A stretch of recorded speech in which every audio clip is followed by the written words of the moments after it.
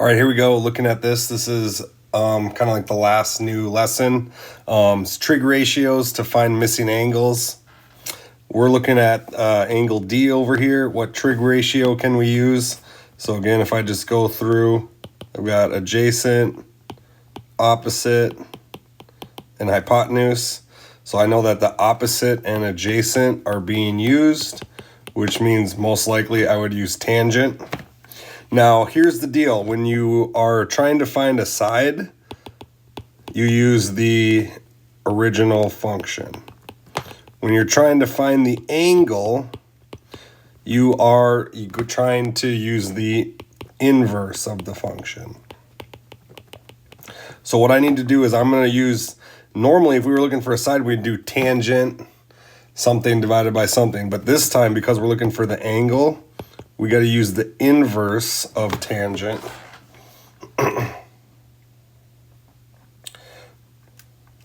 Which again is going to be 20 divided by 14. So tangent opposite over adjacent, 20 over 14. And if you type that into your calculator, you're going to get about 55.008. So we're just going to say approximately 55.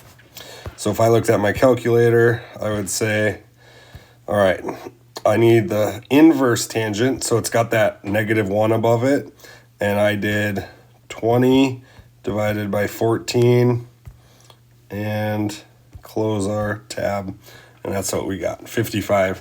So our angle measure for D. So again, the measure of angle D is approximately 55 degrees.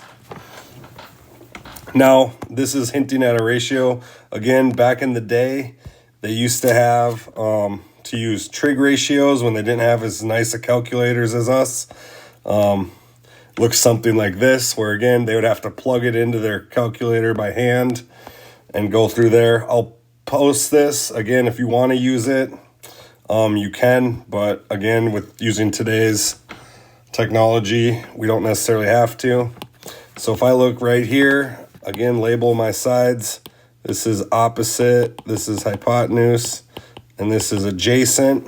So what uses opposite and hypotenuse? That's sine, so sine again, opposite over hypotenuse. So I'm going to put the inverse because I want the degree. So inverse gives me the degree of 13 over 50. And when I type that in, inverse of 13 over 50, I get about 15.07. So the x is approximately 15.07 degrees. So there's got to be a faster way. Again, that's in reference to using our calculators rather than the table. So if I look at this, this is hypotenuse, this is adjacent. So again, cosine is adjacent over hypotenuse. So we are going to say the inverse of cosine of 7 over 16 is about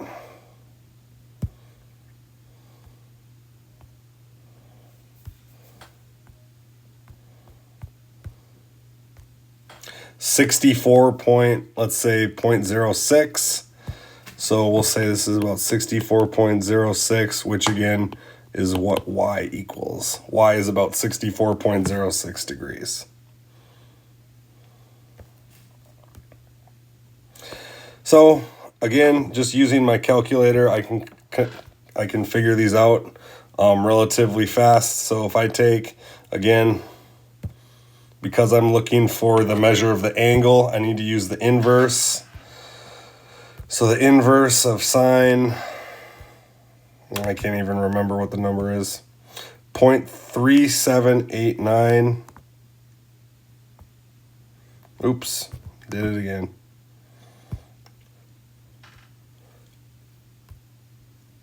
0.3789, 22.27 or 266 if we did 3 decimals. 27.266. I'd say it's best to kind of go to 3 decimal places.